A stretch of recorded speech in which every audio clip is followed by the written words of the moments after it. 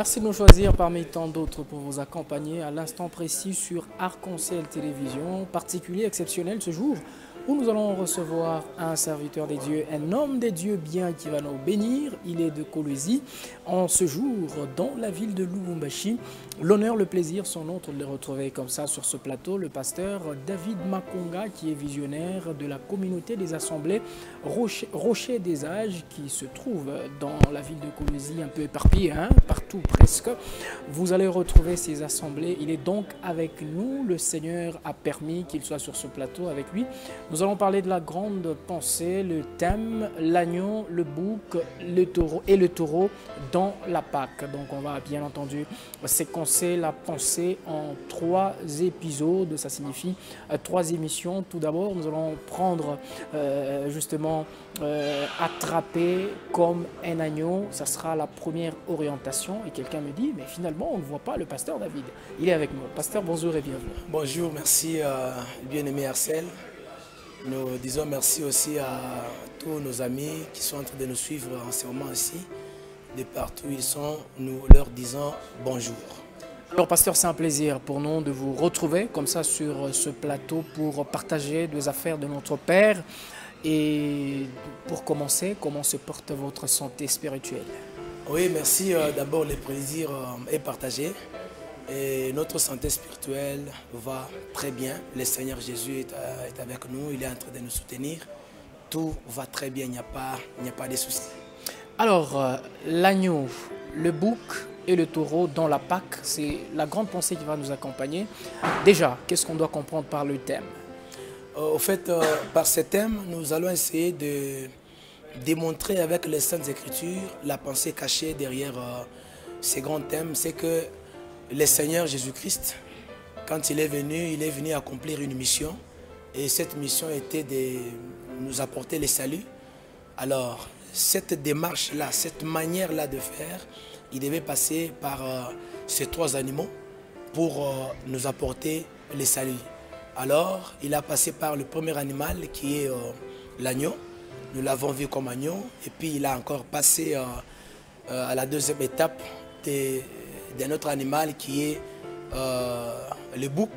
Et après, il a passé à la dernière étape d'un animal qu'on appelle le taureau pour accomplir le plan de la rédemption.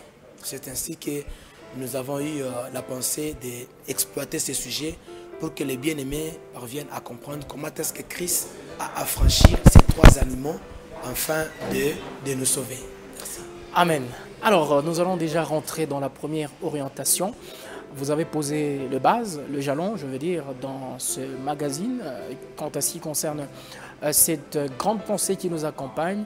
Alors, nous allons parler de attraper comme un agneau.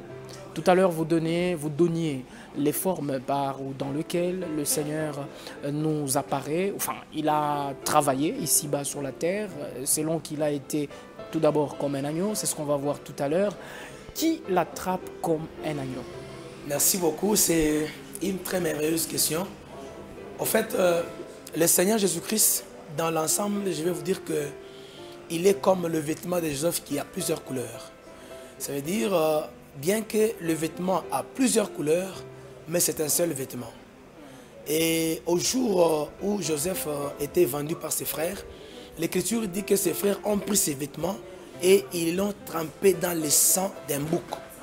En les trempant dans le sang des boucs, ils sont partis donner ces vêtements à leur père en disant que regarde si cette tunique appartient à ton fils.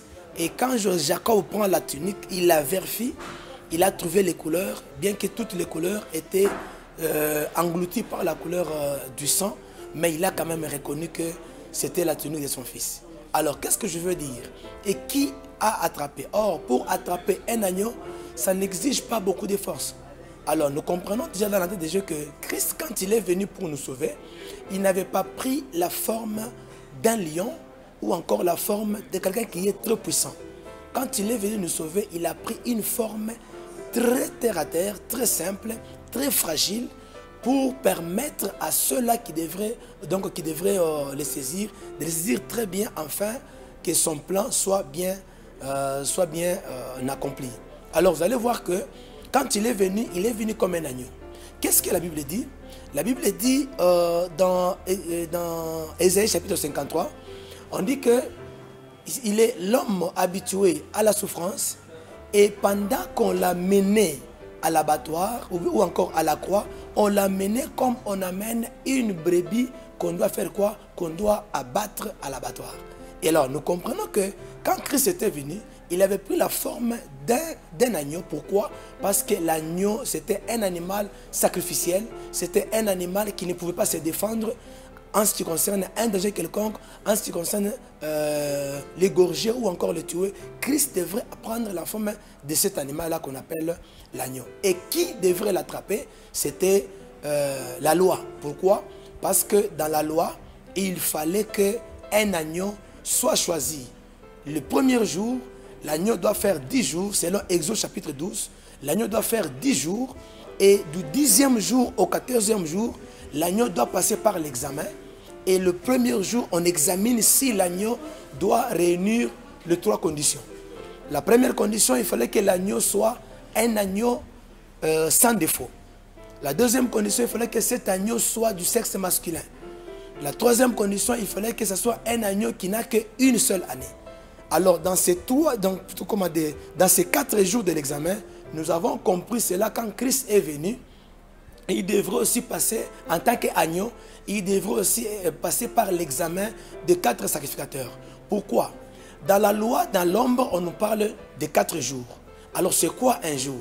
Je pose la question à Job. Job me dit, les jours parleront. Si les jours peuvent parler, c'est que les jours, c'est tout un homme.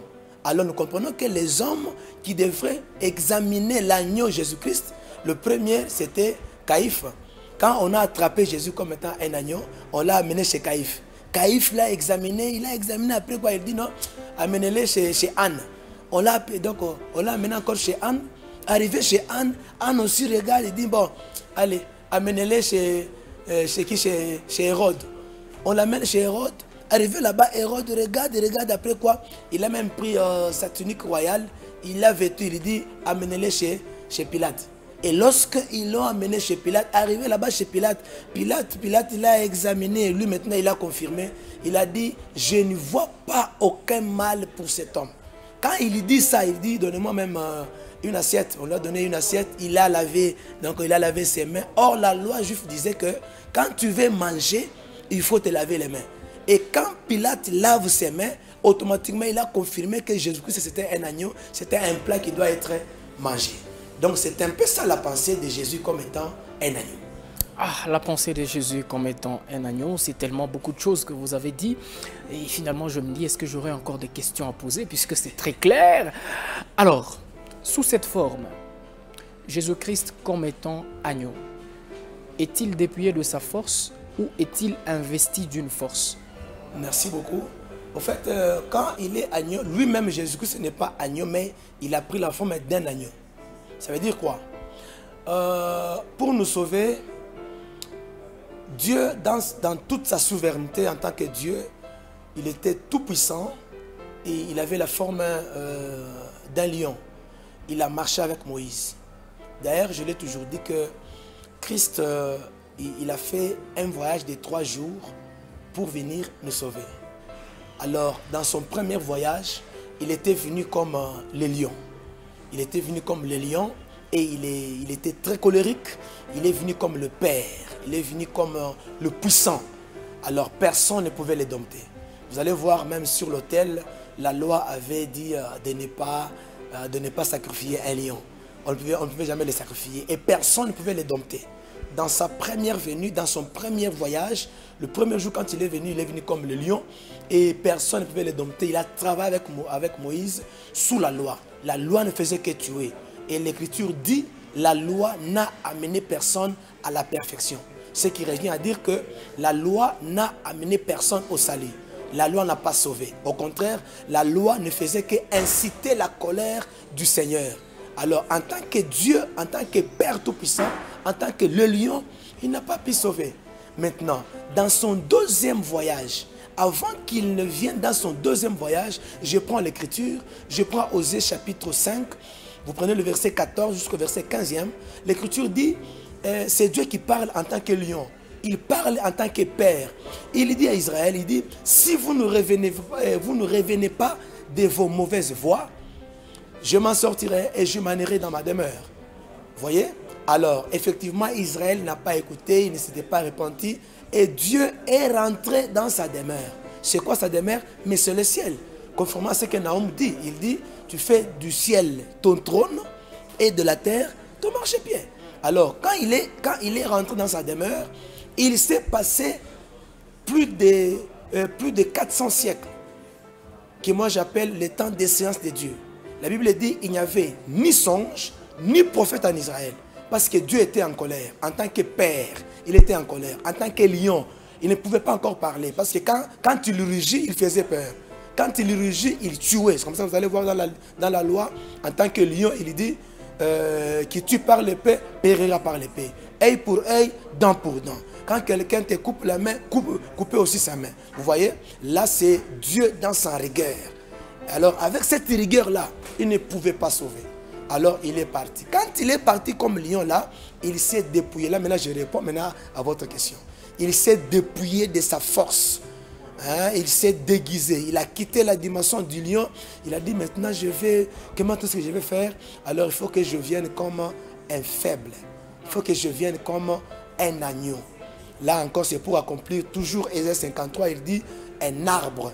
Un arbre va pousser, un rejeton va pousser dans une terre aride.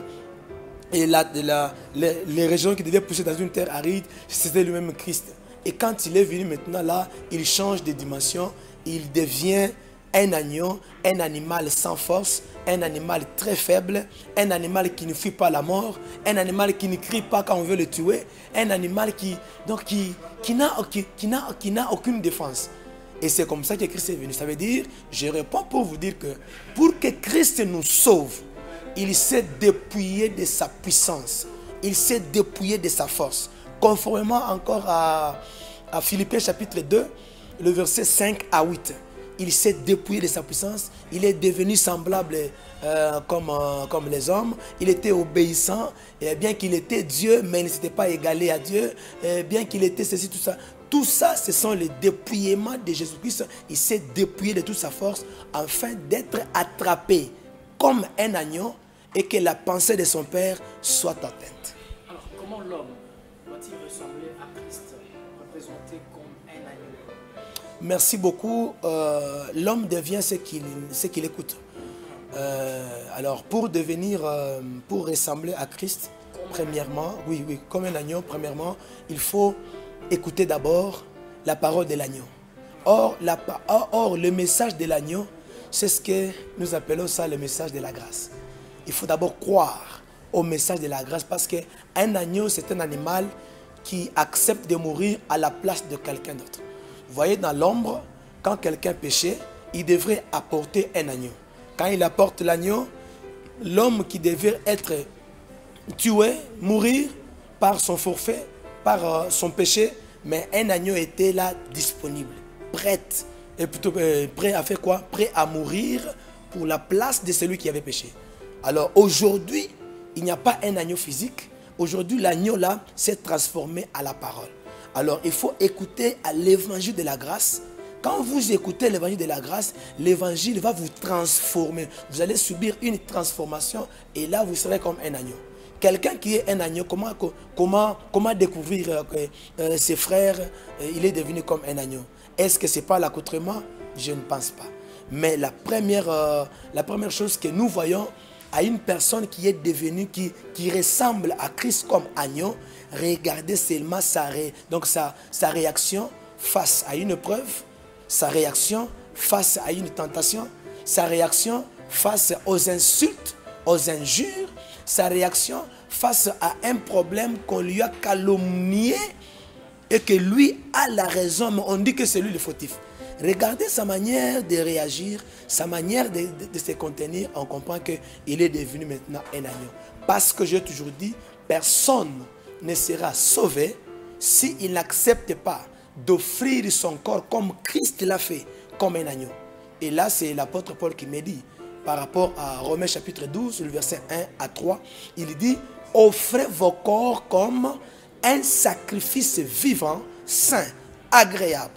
Vous comprenez? Alors, l'homme devient l'agneau lorsqu'il accepte d'offrir son corps. Or, quand quelqu'un a déjà offert son corps, il ne peut pas boire, il ne peut jamais être dans les femmes, il ne peut jamais être dans la magie, dans l'occultisme, il ne peut jamais être dans des mini-jupes, dans des vêtements serrés, il ne peut jamais être dans la polygamie, il ne peut jamais croire à un message autre que celui de Christ. Pourquoi? Parce qu'il a déjà accepté Christ comme Seigneur et Sauveur et il prend la nature de l'agneau, il est prêt à se sacrifier pour son Seigneur. Alors, on va finir d'un moment à l'autre, mais tout à l'heure, j'aimerais qu'on rentre un tout petit peu dans ce que vous disiez. Vous parlez des attitudes, de caractéristiques d'un agneau. Alors, ces caractéristiques sont principalement la tempérance, sont le calme et beaucoup plus pour l'homme qui voudrait ressembler à Christ. C'est justement de se laisser conduire par la vie de Christ. C'est ce que vous dites. Alors, pourquoi ce message est si rare dans l'Église? La faute, je vais dire la faute est partagée. Parce que vous-même, vous êtes journaliste. Déjà, vous faites ces constats, vous comprenez que ce message est rare dans les églises. Vous n'avez pas tort, j'ai confirmé cela. Pourquoi? La faute est partagée à deux côtés. Le premier côté, c'est la faute aux hommes de Dieu. Nous, les pasteurs, nous, les ministres de la parole, actuellement, l'évangile est centré que sur les intérêts personnels. L'évangile est centré que sur le matériel. L'évangile est centré, tous les hommes de Dieu sont dans la course de la grandeur. Qui a une méga jet, qui roule carrosse, qui fait beaucoup de voyages, voilà, qui a fait le plein, qui ceci, qui cela, qui a des membres du gouvernement dans son église, tout ça. Et c'est avec ça que Christ est en train de regretter pourquoi il est mort à la croix. Parce qu'en faisant cela, nous sommes en train de fouler aux pieds l'œuvre de Christ qui a accepté de mourir comme un agneau, lui qui était un lion. Personne ne pouvait le dompter, mais il a accepté de se dépouiller de cette forme. Alors, je veux dire, par cette même occasion, je veux dire aux pasteurs, aux hommes de Dieu, aux prédicateurs comme moi, de retourner le message de Christ au centre. Si l'église n'est pas christocentrique, si le message n'est pas christocentrique, ne vous en faites pas, c'est une déviation. Et c'est une menace dans l'église actuelle. Deuxièmement, ce sont aussi les fidèles. Nous faisons le ministère dans un temps très compliqué où les brebis ou encore les fidèles aiment entendre les choses qui les font du bien. Or, ce n'est pas ça le salut.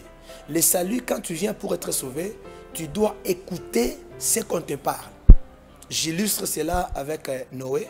Lorsque Noé a construit l'arche, je suis dans Genèse chapitre 8, après quoi, il a fait entrer dans l'arche toutes sortes d'animaux. Il y avait les lions. Bon, je vais dire seulement en un mot, il y avait les animaux féroces, les carnivores. Mais il y avait aussi les animaux sans force et les animaux doux. Ils devraient vivre ensemble dans l'arche. Malheureusement, aujourd'hui, dans nos arches actuellement, quand quelqu'un vient, il veut que l'honneur ou encore la personnalité qu'il a dehors, que cette même personnalité-là lui soit encore octroyée dans l'église. Et c'est comme ça que les pasteurs, parce qu'ils sont devenus trop matérialistes, anana tu baba moya, oui baba na vola kama mzuri, paka sasa vile unatosha vola bien, anatoa sana, kwanza leo unakuwa mzee wa kanisa. Kwanza leo na wewe mna kufungura kanisa. Il n'a pas l'appel, il n'a pas la grâce parce qu'il a de l'argent et l'évangile est dévié. Or dans l'arche, que tu sois lion, que tu sois carnivore, que tu sois herbivore, que tu sois je ne sais pas qui, vous allez tous manger une seule nourriture. Et dans l'arche, les lions ne peuvent pas dévorer la biche. Dans l'arche, ils sont tous amis et ils doivent cohabiter ensemble en mangeant une seule nourriture que Noé leur donne. Or, Noé et ses fils, c'est l'image du ministère de la parole aujourd'hui. Alors je vais insister à tous les frères qui me suivent, à toutes les sœurs qui me suivent, y compris les hommes de Dieu. Nous devons retourner notre foi sur Christ pour être sauvés. Hormis cela, il y aura un chaos et une mauvaise surprise les jours de la vie.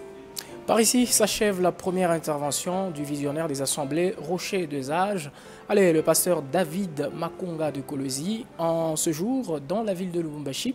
On va donc se retrouver demain, même heure, ça sera une autre matière. Au revoir.